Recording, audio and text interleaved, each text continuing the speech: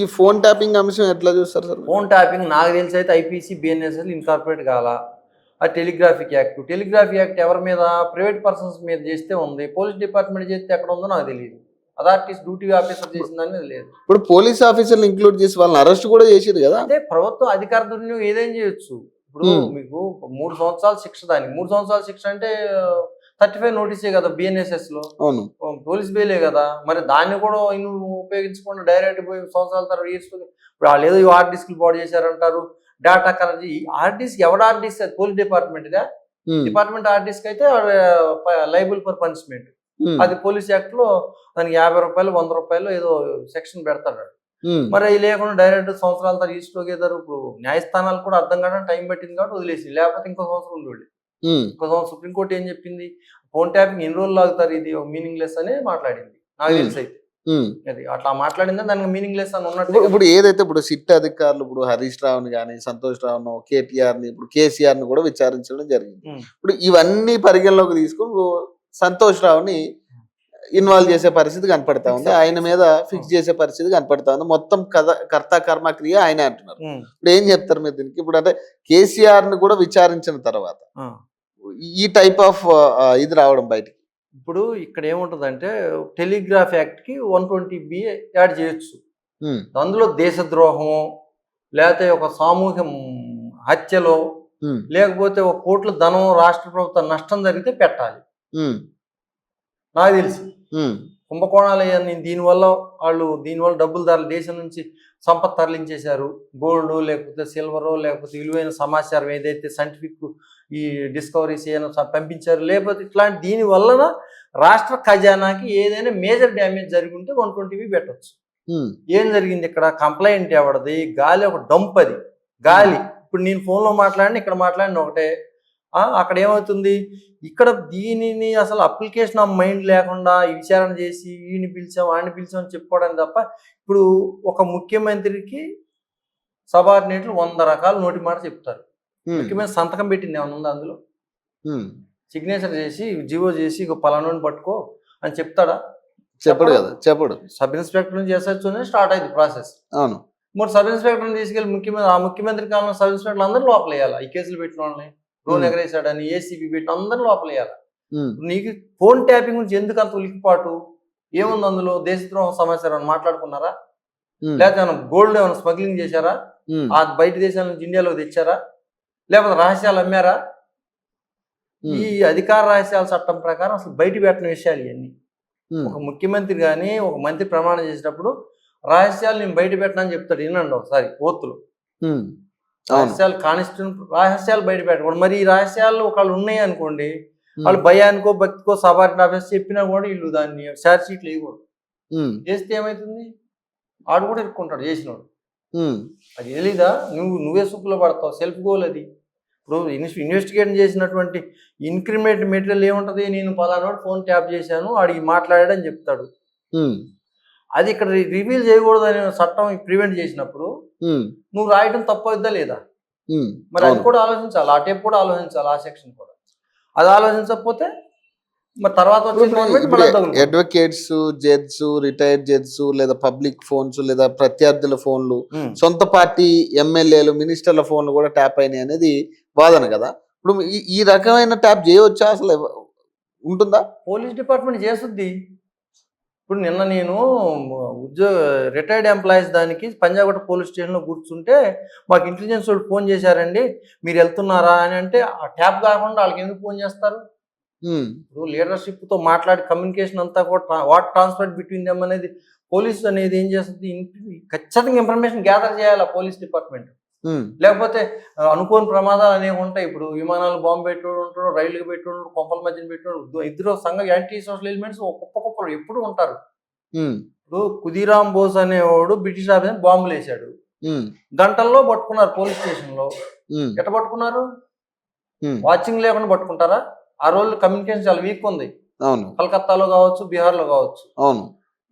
ఇది మరి దీన్ని కనీసం ఒక డిపార్ట్మెంట్కి ఇప్పుడు వాళ్ళకి ఏం చెప్తారు? నువ్వు ఎట్టనా చేసుకో, బెగ్గర్తోనో లేకపోతే బేవకూఫ్తో స్నేహం చేయి, కల్టివేట్ చేసుకుని ఇన్ఫర్మేషన్ తెచ్చుకోమని చెప్పుద్ది ట్రైనింగ్. అది మరి అందులో పార్టీది టెలిఫోన్లే కదా ఇప్పుడు అందరూ వాడేది, ఇంట్లోంచి కదలం కదా మనం, బయటికి వెళ్ళి మాట్లాడతామా, బహిరంగ సభలకు వెళ్తామా, ఇంట్లోంచి మాట్లాడినప్పుడు ఇప్పుడు భార్యాభర్తలైనా ఏదైనా అన్ని ఇంటేనే కదా, ఏది తప్పు ఇంటే ఇన్నర్ ఫీలింగ్స్ ఎట్లా తెలుస్తాయి? నువ్వు ఇంట్లో కూర్చొని రహస్యంగా మాట్లాడుతున్నావు పలానోడిని లేపి అని ఎట్లా తెలుస్తుంది పోలీసు వాళ్ళకి? ఎట్లా ఎట్లా ప్రివెంట్ చేస్తారు క్రైమ్ని? అయ్యి మరి అది కాదు అంటే చట్టం చేయండి. ఎట్టి పరిస్థితుల్లో పోలీస్ డిపార్ట్మెంట్ అయినా, ఎవరైనా, ఇంటెలిజెన్స్ అయినా, మిలిటరీ డిఫెన్స్ వాళ్ళైనా ఇవన్నీ ఎవరు కూడా ఇంటర్సెప్ట్ చేయొద్దు. అప్పుడు చూడండి. ఇప్పుడు ఫోన్ ట్యాపింగ్ ఆగిపోయిందా, కంటిన్యూ అవుతుందా? ఎట్లా చెప్తావు? అది హై లెవెల్లో జరిగేది ఎట్లా జరుగుతుంది? ఇప్పుడు ఒక ఆ సాఫ్ట్వేర్ అనేది యాక్ ఫ్రీయా? అదే యాక్ ఫ్రీయే కదా. ఇప్పుడు ఏ సాఫ్ట్వేర్ అయినా టెలిఫోన్, ఆండ్రాయిడ్ యాకే, అది బ్లాక్ బెర్రీ, బ్లూబెర్రీ, ఐఫోన్ అన్ని యాక్ ఫ్రీ అన్ని హ్యాక్ చేస్తారు వాళ్ళు. చేయకపోతే ఎట్లా కుదురుద్ది? దొంగలను పట్టుకోవాలా? ఇక్కడ వచ్చి హైదరాబాద్ వచ్చి బీహార్, నేపాల్ దొంగతనం చేసిపోతాడు. ఆయన ఎక్కడో ట్రాకింగ్ ఒకటి ఉంటుంది, ట్యాపింగ్ ఒకటి ఉంటుంది. ట్రాకింగ్ చేస్తారు, ట్యాపింగ్ చేస్తారు. చేయకపోతే దొంగ ఎక్కడ దొరుకుతాడు? ఇప్పుడు బీఆర్ఎస్ వాళ్ళు చెప్తున్న మాట నిజం, వాస్తవేనా? డైవర్షన్ పాలిటిక్స్ అని కాదు, బీజేపీ కాదు, ఈవెన్ మావోయిస్ట్ అధికారంలోకి వచ్చి అదే పని జరుగుతుంది. నేను గ్యారంటీ. ఎందుకు చట్టం లేదు, చేయొద్దని లేదు. ఏది ముత్తి మాటలు అంటే ఫోన్ ట్యాపింగ్ చేయొద్దని లేదు. ఏది మంది తీసుకోవాలి, మంది తీసుకోవాలి, అన్ని పోస్ట్ అప్రూవల్ తీసుకుంటారు. ఏముంది, చేశాక తీసుకుంటారు. ఇప్పుడు ఒక వ్యక్తిని గవర్నమెంట్ ఫైరింగ్ లో చచ్చిపోతాడు ఎక్కడో గోదావరిలో, ఏం జరుగుద్ది? మేజిస్ట్రియల్ ఎంక్వైరీ జరుగుద్ది. అంటే అక్కడ ఏం జరుగుద్ది అంటే కాస్ట్ కరెక్ట్ అని ఇస్తాడా లేదా తప్పు అని ఇస్తాడా? మేజిస్ట్రేట్ ఏం ఇస్తాడు? కరెక్ట్ అని ఇస్తాడు. అంతే. జ్యుడిషియల్ ఎంక్వైరీ ఏముంటది? ఒక నేరస్తుని పట్టుకొచ్చి పోలీసులు ప్రాసిక్యూట్ చేసినప్పుడు ఉరిశిక్ష పడుద్ది. ఇదేమో బతికొండంగా నేరం నిరూపణ అయిన తర్వాత పడద్ది, అది ముందే పడిన తర్వాత అప్పుడు అట్లా ఇది ఫోన్ ట్యాపింగ్ కూడా. అరెస్ట్ అయ్యే ఛాన్సెస్ ఎంత ఉన్నాయంటే ఇప్పుడు నాయకులైనా ఆల్రెడీ అధికారులు అరెస్ట్ అయ్యారు. ఇప్పుడున్న పరిస్థితుల్లో, ఇప్పుడున్న చట్టాల ప్రకారం అరెస్ట్కి ఏ మాత్రం స్కోప్ లేదు. స్పెషల్ యాక్ట్లు ఏమైనా ఉంటే నాకు తెలియదు. వీళ్ళు తయారు చేశారు, అసెంబ్లీ పాస్ చేసి, గవర్నమెంట్ అమెండ్మెంట్ పాస్ చేసి నాకు తెలియదు. ఇప్పుడు ఎందుకంటే ఇప్పుడున్న 7 సంవత్సరాల్లో 3 సంవత్సరాల్లో శిక్షకి ఎట్లా అరెస్ట్ చేస్తారు? నేను చెప్పే కదా, ఇక్కడ నుంచి ఫండ్స్ ఈ ఫోన్ ట్యాపింగ్ వల్ల ఈ తెలంగాణ ప్రభుత్వానికి ఎన్ని కోట్లు నష్టం వచ్చిందో ముందు అది చెప్పాలి. స్కాముల కంటే ఎక్కువ ఇక్కడ జరిగిన ల్యాండ్ స్కామ్స్ ఎన్ని ఉన్నాయి, ల్యాండ్ డీల్స్ ఎన్ని ఉన్నాయి. ఈ గవర్నమెంట్ ఇవాళ 100 కోట్లకి అమ్మే భూములు ఎన్నో కబ్జాల్లో ఉంటే, ఓపెన్ ల్యాండ్స్ ఉంటే పట్టుకోలేకపోతుంది. ఫోన్ ట్యాపింగ్ లో నీకేం నష్టం వచ్చింది? ఎంత నష్టం వచ్చింది? ఖజానాకి, తెలంగాణ ఖజానాకి 1 లక్ష కోట్లు నష్టం వచ్చిందంటే ఓకే, వెళ్దాం, ఏ చట్టం అక్కడ మూసేయి. నీకు 1000 కోట్లు నష్టం వచ్చిందా? ఇప్పుడు బిల్డర్ని బెదిరించి 1000 కోట్లు దండుకున్నారు. ఈ రకమైన ఇప్పుడు ఎలక్ట్రల్ బ్యాన్స్ రూపంలో బీఆర్ఎస్ కి వచ్చినట్టున్నారు. బిల్డర్లు ఏం బెదర్రు, బెదిరిస్తే బిల్డర్లు ఇప్పుడు అనుకున్నాం కదా, బిల్డర్లు ఏం బెదిరి అంత పిరికోళ్ళు కాదు. వాళ్ళ తప్పులు ఉన్నాయి కాబట్టి వాళ్ళు ఇస్తారు. ఇప్పుడు మీకు ఎలక్ట్రల్ బాండ్స్ చట్టం అంతా నా దగ్గర ఉంది. ఇచ్చిన వాళ్ళంతా క్లీన్ కాదు కదా. ఇప్పుడు వాళ్ళు తప్పులు చేయకుండా ఉంటే ఎందుకు ఇస్తారు? అసలు ఇస్తారా? ఇవ్వరు కదా. మరి అది అక్కడ అర్థం అవుతుందా? ఇదే బెదిరిస్తే ఇచ్చారని. బెదిరిస్తే ఎవరు ఇస్తారు? ఎవరు కేసు పెడతారు, తిరిగి కేసు పెడతారు. అవును, బెదిరిస్తే ఇచ్చి వాళ్ళ దగ్గర వాళ్ళు కంఫర్ట్గా ఉన్నారంటే ఆ భూముల వల్ల, ఆ భూములు కంఫర్ట్గా అన్ని ఉండాలంటే అక్కడ కుంభకోణాలు సరిదిద్దుకోవాలి. సరిదిద్దు ప్రభుత్వ సహకారం కావాలి. ఏ ప్రభుత్వం అంతే. అప్పుడు ఎలక్ట్రల్ బాండ్స్ ఇవ్వచ్చు, ఇప్పుడు అన్ఎఫ్ఐలు ఇవ్వచ్చు. ఎలక్ట్రల్ బాండ్స్ ఇస్తే సుప్రీంకోర్టు కొట్టేసింది, అవి అందరికి తెలిసిపోయింది. లేకపోతే అది కూడా తెలియదు కదా. ఇప్పుడు కూడా కొనసాగకుండా ఉందా? ఏ బిల్డర్ అయినా డబ్బులు ఇవ్వలేదు, నేను గుండెల మీద రాసి చేసుకొని చెప్తాడా? ఇప్పుడే మాట్లాడుకున్నాం కదా క్రెడై గురించి. మరి అది పునాది అక్కడ ఉంది. కుంభకోణాల నుంచే పునాది ఉన్నప్పుడు స్కామ్స్, స్టమ్ డీల్స్ ఏది కూడా ఇవన్నీ కూడా ఫోన్ ట్యాపింగ్ సంబంధం లేని. వీళ్ళు గవర్నమెంట్ ఆఫీసులో చెప్తారు, సార్ ఇక్కడ వాడి మీద కంప్లైంట్ వచ్చింది సార్, వీడు అట్లా ఇల్లీగల్ బిల్డర్ అంటారు. చెప్పగానే ఫోన్ వెళ్ళొద్ది, వాళ్ళు వచ్చి సార్ అని చేతులు కట్టుకుని నిలబడతారు. అధికార పవర్ సెంటర్ ఇప్పుడు రియల్ ఎస్టేట్ మీద బతుకుతుంది. ఆ రియల్ ఎస్టేట్ ఇటు ఫోన్ ట్యాపింగ్ అవసరమా? హైదరాబాద్ విత్ ఇన్ పరిధి మొత్తం జూబ్లీస్, బంజారాస్ ఉంటాయి ఆఫీసులన్నీ. 10 నిమిషాలు చాలు. ఫోన్ కొడితే సిమెంట్ ఫ్యాక్టరీ ఓడి ఇవ్వలేదు, లేకపోతే స్టీల్ ఐరన్ ఓడి ఇవ్వలేదంటే అది వేరే విషయం. అది కొద్ది బెదిరించాల్సి ఉండొచ్చు, అది మాట్లాడే. ఈ బిల్డర్ల గురించి ఆ బాధ లేదు. ఆ స్టేక్ హోల్డర్స్ వీళ్ళు అడగకుండా తెచ్చిచ్చేటట్టున్నారు. ఈ స్టేక్ హోల్డర్స్ వీళ్ళ యొక్క ఈ గ్రాఫ్టెడ్ మనీ ఇన్వెస్ట్ అవుతుంది అందులో, వీళ్ళకి సేఫ్ అది. ఇప్పుడు ఒక మాజీ ముఖ్యమంత్రి ఇప్పుడు కేసీఆర్ ని విచారణ నేపథ్యంలో ఆ రోజు జరిగిన కొన్ని అల్లర్లు, రచ్చ ఇక మొత్తం నాకు తెలిసి ఒక పేపర్ మొత్తం అయ్యే వార్తలు ఉన్నాయి. మీరేం ఎట్లా చూస్తారు దీన్ని? ఇప్పుడు రాజ్యాంగ విరుద్ధమైన ఇప్పుడు ఎంత గందరగోళం చేయాల్సిన అవసరం ఉంటుందో విచారణకు పిలవడం వల్ల? Worthless flimsy grounds. ఒక చీఫ్ మినిస్టర్ ఆయన ముందే ఒకసారి చెప్పాడు, ఆ డీసీపీ వాడు నాకు తెలియదు, ఏసీపీ వాడు నాకు తెలియదు అని. అంతే అనొచ్చు, నోటి మాటే కదా. ఓరల్ గా జరిగినటువంటి దేవుడైనా డినే చేస్తాడు, ఒప్పుకుంటాడా? డాక్యుమెంటరీ ప్రూఫ్ చూపెట్టా నీ దగ్గర లేదు, ఎలక్ట్రానిక్ డేటా అంతా వాళ్ళు డిస్ట్రాయ్ చేశారు అంటున్నారు, మీరే చెప్తున్నారు.